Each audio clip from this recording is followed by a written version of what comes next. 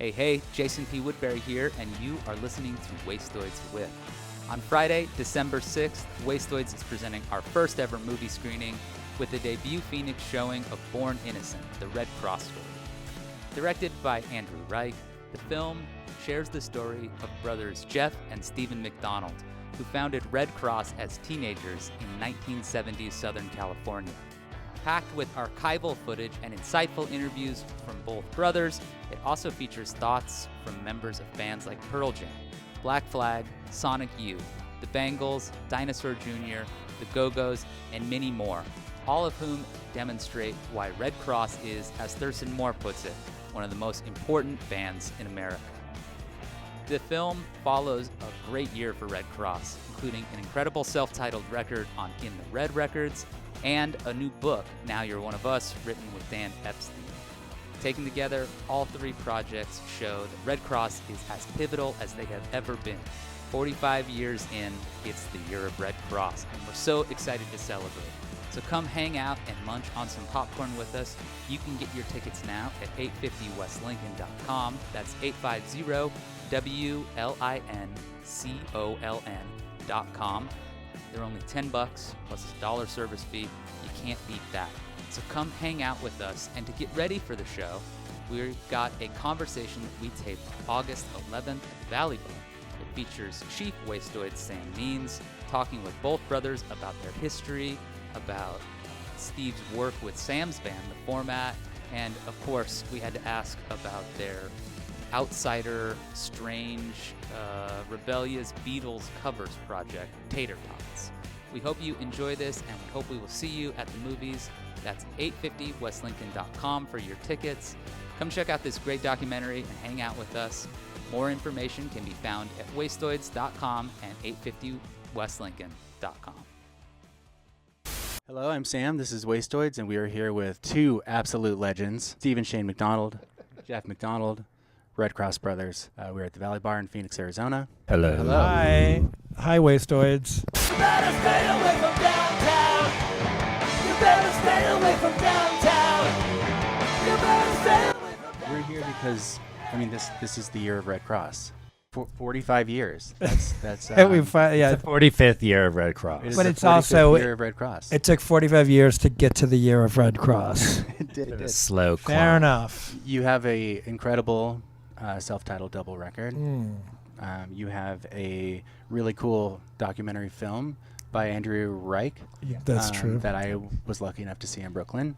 Amazing. It was hilarious. It solidified my stance as Redd Kross is just like one of the coolest bands of all time. And you have a book. You have a book coming up. In the fall. Dan Epstein. Yeah, Dan. Either one. I'm sure he Okay. answers to either. Okay, and that's coming out in October. That's coming out. Yeah, October 8th, I think, on Omnibus Press. Okay, cool. Well, I'm curious. This is I'm calling it the Arcade Blitz. This is just an incredible showing of the band, an incredible showing of the band's history, and an incredible showing of that the band is still very much alive and shredding. So how has the reception been from longtime fans? I'm sure there's many generations at this point. And are you discovering that there are new generations discovering Redd Kross from this year? Well, I noticed that little kids love our new album. Any parents that play it for their kids, they put it in repeat. So that's a really good sign. So we were hoping that our record would be like some sort of a gateway. Yeah, not that the record is for children. It's just children seem to like it. We're trying to hypnotize the children. Yeah. But people have been very forthcoming with compliments. But maybe they're just blowing sunshine up my ass. I don't know. No, believe me, they wouldn't bother. They would. With my beautiful ass? What do you want to blow sunshine No, up it's my not that. ass? It's just like, you know how it's like hard to get anyone to People are busy. They don't have time to blow sunshine. But I now have a 14-year-old daughter, but when she was younger, Yeah. I actually couldn't remember that this was from a Redd Kross record, but in my head, there was this thing that was just like, pretty girl, pretty girl. And I used to say that to my daughter, and I'm like, I don't know where that's from. But it was always in my head, and so it just became this sort of like meme of our family. And you know that it's a Charles Manson. That's a Charles Manson song. I never told her that. She'll find out maybe now. But Poor Lola. She was getting Charles Manson songs as lullabies as a child. Let's talk about Josh Klinghoffer. Okay, let's talk about Josh Klinghoffer. Yeah, well, Yeah. Josh is our producer on our newest album. And our drummer. He played drums on every song. Yeah, right. So he did a lot of instrumenting and Instrumenting. yeah, that's a new word I just made up. Instrumenting. Josh Klinghoffer is a fellow musician who's played and he's had this kind of crazy career, having played in the Red Hot Chili Peppers for 10 years, and now he's currently like an auxiliary member of Pearl Jam. You know him from when he played on a Format record, I believe. He played guitar on at least one song. I know he played on Time Bomb. Right, played on Time Bomb. Yeah. No, he was in Sparks, actually. He was in Sparks with me. He's in Sparks. Yeah. So that, because what is that? 2006. Yeah. So he was still just a scrappy kid that I brought into the studio one day. And, it made me feel oh yeah, how did you feel about that? I just was like, I don't even know I'm going to play guitar ever again. Oh no! Should we give a little background? Okay, so we're talking about so many different things, but I've known you for quite a long time now. 20 years. Yeah, almost 20 years. 20, as I say. Right. Okay. So in 2006, I produced the Dog Problems album for your band, The Format, and it's true. So we were just talking about Josh as a producer, but if you go back 20 years, I used to be a producer. I've done my best at trying to record things, or not recording and being like the vibe guy.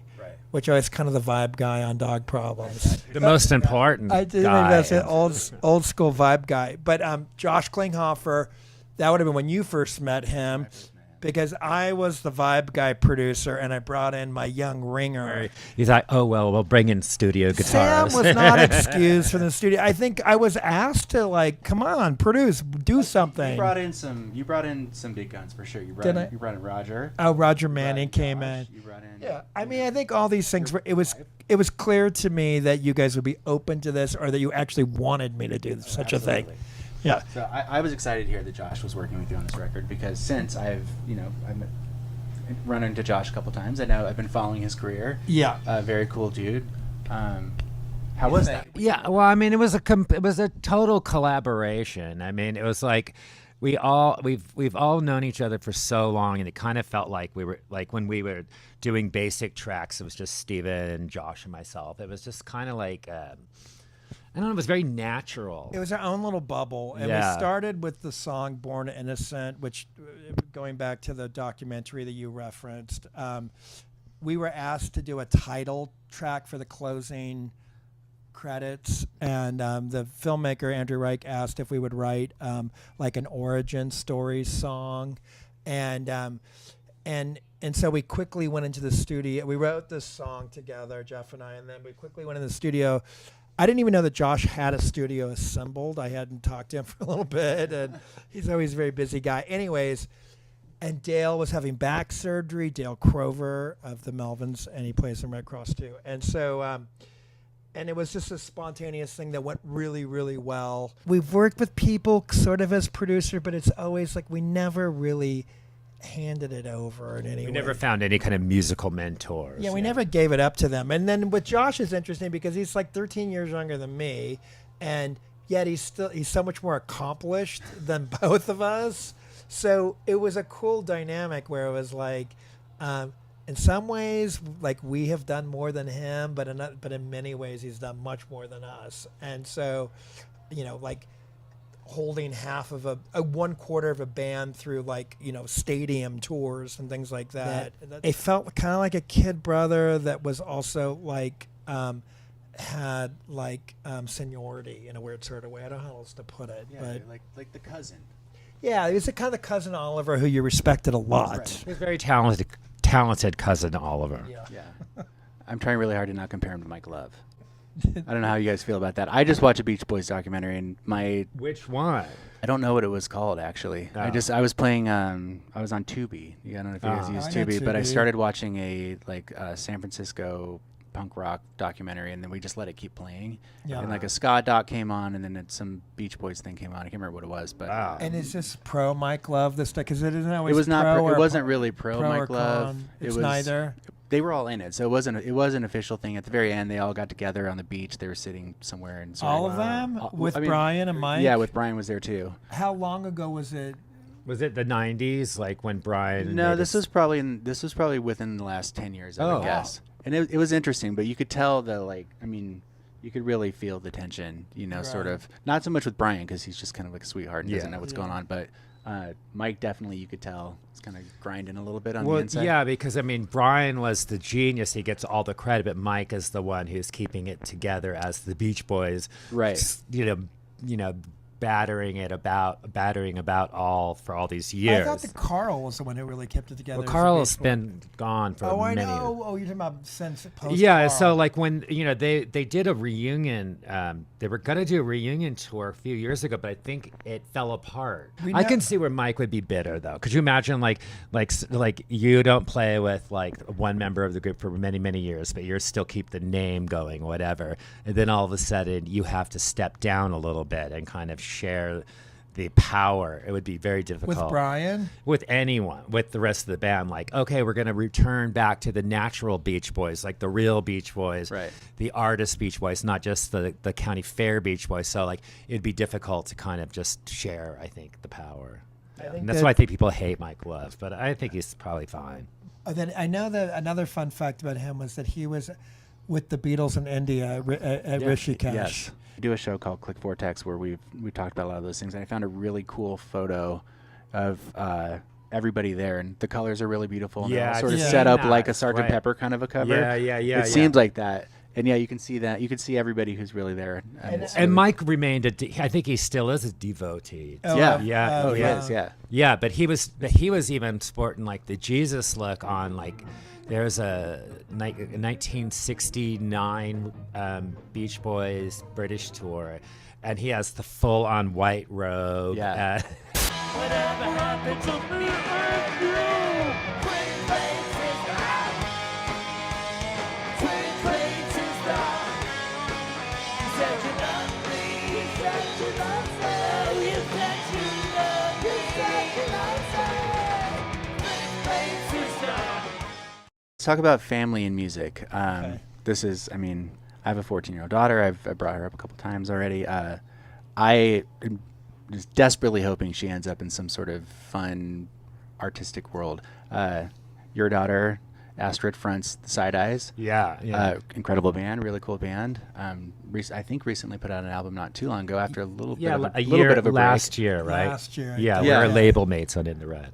Yeah, so how does that feel having your daughter go into the business? And I'm sure the business has changed so much even from when you were 12 and you were Right. 15 or something, and then she sort of starts to but show interest in that. Their world is really weird, and it's very interesting for me because they are kind of like they are a hardcore punk band, Yeah. which is very much like I was always like battling the hardcores, and In your mind. or in yeah, real yeah, life?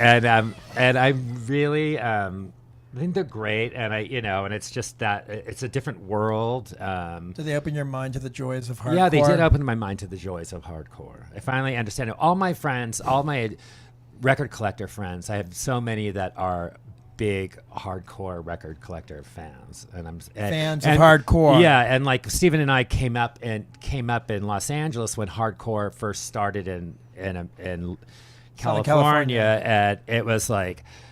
It was really kind of a bummer because it was the first bit of violence to our newfound movement. You know? So we stayed bitter. I know I stayed bitter for years, but now I get it. But you like that Astrid is. But I being like those in a hardcore creative- the hardcore bands that I hated and the people that I hated. I like now. Wow. I was a teenager, so they were like my peers. So I would have total hatred for some of these people. Are you relieved that she's in a creative environment with an outlet? Yes, definitely.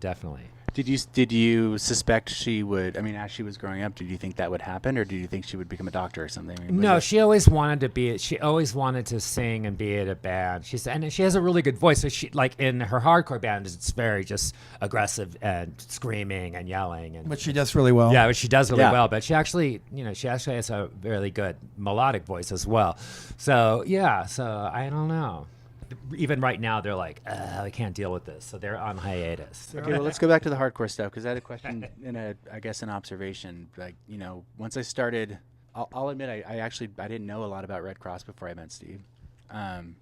I did a huge deep dive, and as I heard the stories as the nights went on, I was just like, wait a second, you're like a You guys massage the stories out of me. No, but yes, or would I be all too willing to? I mean, there's nothing I love more than a good Sam, have I story. told you more about me? Let me tell you more about me. There's nothing more I love about nothing more than I love than the Steve McDonald story. But after watching the documentary, it shows how you, I guess by design, sort of always rode just under the radar of the scene that or the era of music that you were in. So when you came up in the hardcore scene, which is kind of crazy to think about. I mean, you were so young, and you had bands like Black Flag and Descendants, and you look at these old, I mean, you'll see old flyers, like, you know, one of you guys will repost a flyer, and it's just like, that show was crazy. Oh my God, like, that's insane.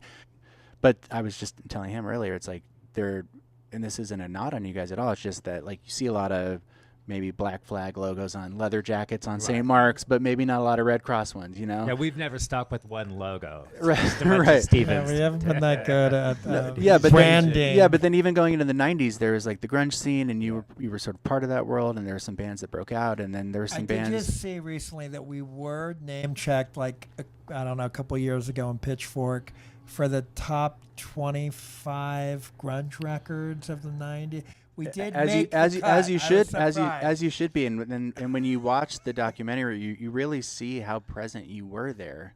But it's, you know, like at that time, I mean, bands like Jellyfish even were sort of doing. You weren't going with the grunge style and the grunge vibe. You were kind of doubling down on the you know, like 60s and 70s psychedelic, which was so cool, and it's what made you unique. And I think what ultimately makes Redd Kross. And when you do become a true fan, you appreciate that so much more, because you see, oh, these guys just stayed true to what they really wanted to be, instead of sort of playing or catering to a specific scene that you're in.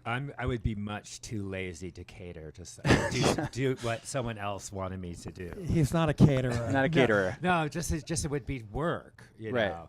And I mean, it is work, but it's skilled work. It's more like, would you know how to cater? No, but you know, is it that it's too hard to cater, or you wouldn't even know how to cater? Well, no, then I wouldn't have known how to cater, because we came up at a time when we first did some of our first major label record, we had Bon Jovi expectations, right? And we had we did, or people had no, we they put them on us. So like we, you know, it's like, what? I'm halfway there.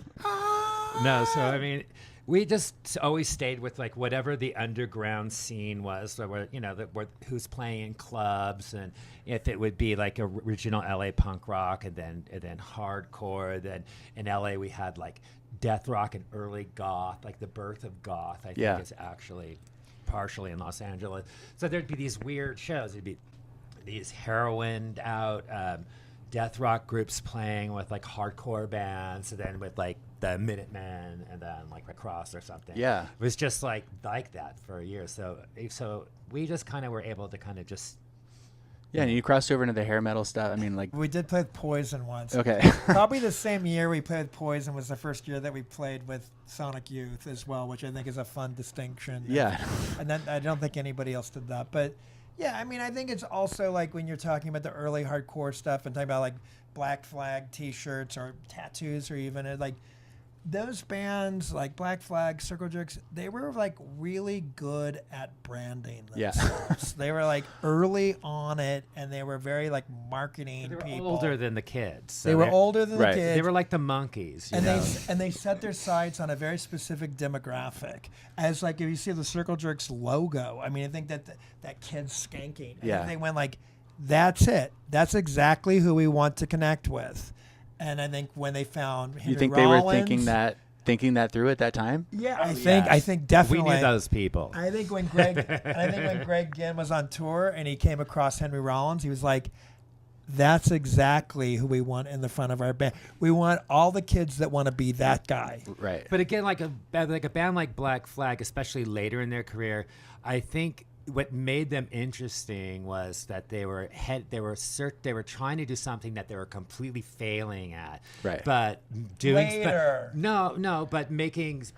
creating something interesting, and you know, Well, That- it's as a funny because byproduct. with Black Flag specifically, yeah, like Greg and the branding and the record label and that whole thing is really all that kept that together. If you look at their Wikipedia, they probably had 47 different members at that time. Right. Like, you know, all these different singers and things. So that the idea of Black Flag, the concept of Black Flag was working, but maybe the music and the identity of the music wasn't. Whereas you guys were focused on that and just kept on. Well, we pushing had through. inside scoop since we knew these people. It would like Black Flag. One of their records that they made was just like their really dirgy album that a lot of fans really like. It's called My War, and it's a very aggressive, slow, and just like it's thought of as one of their sleeper kind of proto their sludge. their sleeper records. But what they were going for and what that record sounds like, they were all into Dio. They thought that they were making a Ronnie James Dio Ronnie record. James solo, Ronnie James I'm Dio not solo. kid- record. I am not kidding. Yeah, they were- And that was the result of trying to be Ronnie James Dio. That's what they came up with this weird And in a lot of ways, sludge rock okay, record. you know what it's sort of like? This is sort of like, Which is great. Here's my comparison. You know, like that story that was in the news 10 years ago, that nice like cleaning lady. She was like, there was some church in Europe, and there was an old fresco that was really faded, and she just like, she felt so bad. She needed to fix the Jesus. The Jesus monkey Jesus. Yeah, Jesus and monkey. she inadvertently created a new kind of Jesus. Monkeys. But the Jesus She monkey, created a- she people created a line monkey up to Je- see the Jesus monkey now. They travel to the town. Exactly. That's it. I think that's what My War was. It's sort of like Black Flag was trying to be like a heavy metal band, but they were actually making their own Jesus monkey. Creating real art in the Inadvertently. That's amazing. So, in a parallel universe, would Redd Kross spend more time marketing, or 45 years later, do you look back at your career and are you proud of it just as it is? Well, I mean, I think we were always marketing, but we were marketing to like invisible people. Oh no! That's kind of what we do at We WASTOIDS. we were creating a world that we wanted to be a part of. Which included a lot of confusion. Right. So like if you're trying to crossbreed marketing strategy and then confusion, we were awesome at it. But we were great. But that's good. Yeah, isn't that Keep kind them of the guessing. coolest? Isn't that the most punk rock thing you can do? Well, we were We reactionary. were coming from so many bizarre But we were influences. kids, It's like I think about like I was just whatever. Like I reference. I don't know why I've got a thing up my bonnet about this, but like talking about the Circle Jerks logo, for instance, it's like the idea of like, yeah, that skanking kid. That's exactly what that we want to connect ourselves to that. Like we would have just immediately like felt so uncomfortable with anything like that. Any kind of classic labeling or any kind of like. Well, it's restrictive, sort of. It kind of puts you in a box, yeah. Uniforms and various. And so that's kind of like, so we didn't calculate anything. We just had a very reactionary, knee-jerk reaction to anytime anybody tried to do that to us, we would immediately rebel. I think that's incredible. I mean, I truly think that's incredible. I think it's really cool. Sure. See it in your mania eyes. Always attention is making you high. You know it does. Film and TV projects. I love Spirit of 76. I think that came out in 95 or something. No, it came in 96. 90. Oh, 90. Yeah, oh, it was that's filmed right. in 90, Oh, but it right. came So out it's in coming up on the 91. 30, I guess, I the thought it was 35th did anniversary. We make it in '89. 89, 90, it's all a blur, but Yeah. it's around the time of Third Eye. I always And think of it as like an '80s movie about the '70s. but it's actually it's the tail end of the 80s. It's like it's more like how 1969 is more like the 70s. Wait, yeah. It's like 1989 is more like the 90s. Right. Okay, cool. I love that movie. I also really enjoy the Bitch and Ass series. The web series. That's going deep. Yes. Bitchin' ass. Bitchin' ass, yeah. Bitchin' ass. You turned me on to that, and I still reference it. I still have that song pops in my head all the time. Well, so we should explain. Ass. Bitch and Ass was a very early sort of proto webisode. It was way one ahead of of your the time. Very first. Way ahead of your webisode. time. So it was Jeff was doing a weekly or monthly episode. Yeah, whenever I could get the gang together. And we would host on our own website, redcross.com, and it was Jeff basically. This is another example of our marketing strategies. Jeff was the band was on hiatus at the time, and Jeff was spending time with this creative project that he called Bitchin' Ass, and it was the story of Redd Kross as told through internet web episodes, and he was creating new history of us, and in his version, on the Bitchin' Ass version, Redd Kross had actually been a Christian rock band all those we were years. a Dove Award-winning Christian. Yeah, Dove Award-winning. Jeff had gone deep into the Christian rock world, and he knew certain things like the Dove Awards. Now And- you name drop people like Rebecca St. James, like the Alanis Morissette of Christian rock. Michael W. Smith was a huge influence. And he was explaining to his followers of the show that the reason we were on hiatus was because Jeff wanted to make secular music, and I didn't. I was really upset about this change, this new direction. And then we thought, well, look at Rage Against the Machine. They're communist and they're exploding. So like, yeah. Yeah, that was one line. Jeff said, all those commies, they have all the cash. Okay, I got one more question, one more deep cut. Okay, great, yeah. Tater tots. Yeah, that's not covered in the documentary. A lot of people were disappointed in the documentary for the omission of tater tots. Well, you're gonna. There's going to be the movie "The Many Lives of Bill Bartell," and he was like, heard about that. Yeah, he was the center of the tater tots. Yeah, I guess he was the emperor. He was the prime mover, the emperor of the tater tots. King Tater. He was. You can't really describe Bill, but in a he was just like, well, first off, he's passed away, he's but he was a practical joker, very brilliant, very demented, and any weird idea, like for me, when I was, we were really good friends, so any weird idea I would have, all of a sudden he would make it happen. He would run with it and then badger you with it. Like you would in passing go, yeah, I like tater tots. Tater tots, that's a great name for a band. And then next thing you know, we should make an album that I said something to him about Linda McCartney. I love Linda McCartney, and like when we're talking about Yoko and Linda, and like we should make a band that's just a tribute to them. And then you said that. Yeah, I said that. Then he the ran with it. So he's responsible for all of it. That was just an idea.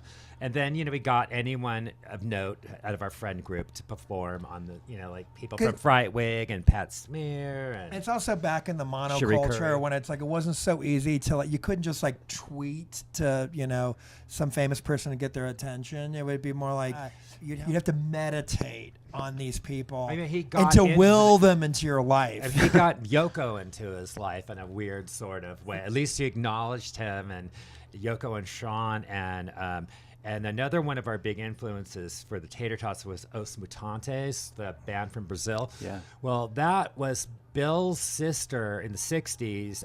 Their family hosted someone from Spain. No, I thought it was Brazil. No, they were from Spain, but they had the Os Mutantes record.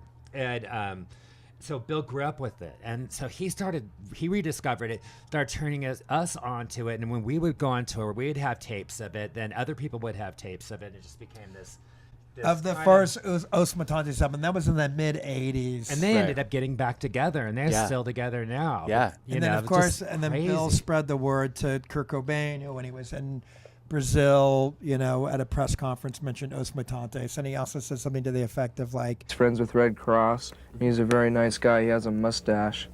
Okay, well, that's like I've seen footage of this Brazilian press conference. But that film is going to be really good. So I can't wait to see that. Actually, I heard about that today. I read about that actually. Yeah, the Many Lives of Bill Bartell or something. He was someone who had many, many lives, and we only knew each of his friends knew one little aspect of his personality. but for like Wastoid viewers, you might know his band, which was called White Flag, which of course a reference to Black Flag, and he was constantly kind of like a thorn in their He was trolling them. Yeah. Trolling.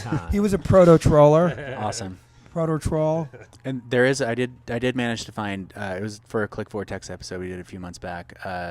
I think it was Beatlefest 1988. Oh yeah. There's a video of I don't know if you were Jeff's there. not in it. I'm not in You're it. definitely in it. Bill's in it. Jimmy McNichol, Yes. Christy McNichol's brother, Yes. happened to be there, and Bill got him to play. Well, no, you sort of got kicked off Jimmy stage. McNichol. Yeah, but it was Jimmy McNichol who had to be at Beatlefest, right? No, he was not at Beatlefest already. We brought him to Beatlefest. Yeah.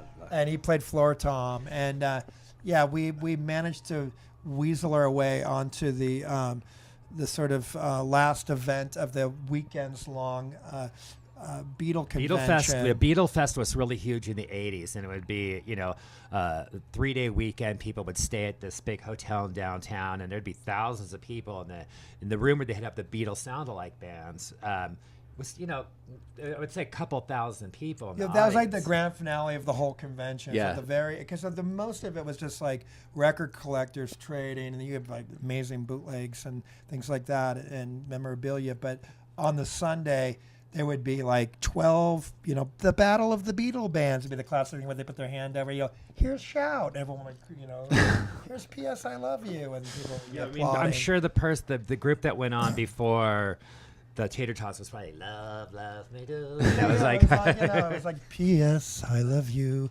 But and then I just remember and then next up, the Tater Tots. And the audience Which sounds so cute, and then you get on stage and it's completely different. Well, but the worst thing, like Yoko Ono was considered to be like, she was like, it was taboo, right? That during the 80s Beatle revival, and people hated Yoko, they hated Linda, and of course, that was the perfect. Well, so that's what we did. We covered a Yoko Ono, Don't Worry, Kyoko. We did, Don't Worry, Kyoko. Yeah. Which is like a 12-minute blues jam, and then Yoko's just screaming her brains out inside of a paper bag or whatever.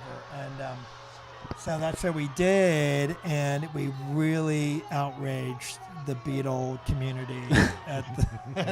And so then we eventually released it as a 45 because, of course, Bill recorded it. Awesome. There's video of. I've seen it on YouTube. And once again referencing sort of Plastic Ono, instead of calling it, like there's the Live Peace in Toronto record, we had Live Hate at Beatle Fest.